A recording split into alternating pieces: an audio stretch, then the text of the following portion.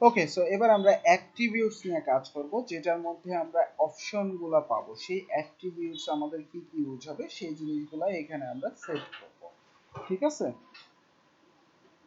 So আমরা attributes গুলো এর মধ্যে দিয়ে নিলাম। একটা হচ্ছে ম্যাপের লোকেশন সে ফাইন্ড করবে, যেটা স্ট্রিং আকারে থাকবে, ডিফল্ট ভাবে একটা লেখা আমরা দিয়ে দিয়েছি।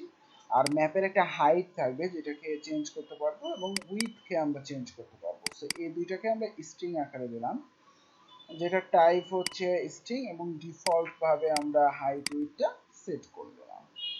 সো এই হচ্ছে আপাতত আমাদের অ্যাট্রিবিউটস গুলা। সো এবার আমরা এই অ্যাট্রিবিউটস এর মাধ্যমে আমরা এই জায়গায় এই অপশনগুলো ক্রিয়েট করে ফেলতে পারি।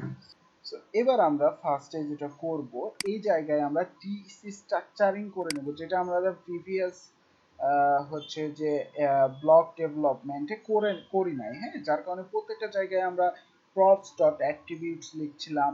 সো ওই জিনিসটা আমরা ডিসি স্ট্রাকচারিং করে নিতে পারি এখানে, তাহলে আমাদের সুবিধা হবে বিষয়টা। সো দেখেন আমরা কিভাবে করে নিলাম। এখানে আমরা ম্যাপ লোকেশন, তারপরে map height, so map width, এগুলো আমরা পাচ্ছিলাম কি প্রপস অ্যাট্রিবিউটস থেকে। সো জাস্ট আমরা একবার লিখলাম, এবার আমরা এটাকে শুধুমাত্র map location, map height, map width লিখলেই হবে। হ্যাঁ, আর আমাদের বারবার প্রপস অ্যাট্রিবিউটস দরকার নেই।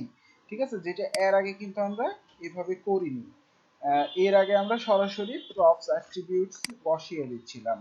সো সবচেয়ে ইজি ওয়ে হচ্ছে এভাবে। ঠিক আছে, তো আমরা ইজিলি এই ম্যাপ লোকেশনটাকে এখন আমরা এই জায়গায় শো করাতে পারি। মনে করেন আমি যদি এখানে দিয়েও দিই, সমস্যা নেই। ঠিক আছে, ম্যাপ লোকেশনটাকে আমি যদি এখানে প্রিন্টও করে ফেলি, তার মানে এখন সে এই যে প্রপস অ্যাট্রিবিউটস থেকে কিন্তু পাচ্ছে। সো আমরা যদি এখন এই জায়গায় রিলোড দিই একটা, তাহলে এই জায়গায় দেখেন ওই ডিফল্ট যে ডাটাটা আমরা দিয়েছি, যে ঢাকা বাংলাদেশ কিন্তু শো করতেছে, দেখছেন?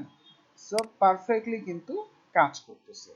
ওকে, সো আমরা পপস অ্যাট্রিবিউটস পারফেক্টলি কাজ করাতে পারছি।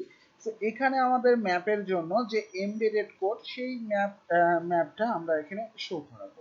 ঠিক আছে, ম্যাপের এমবেডেড গুলা শো করাবো।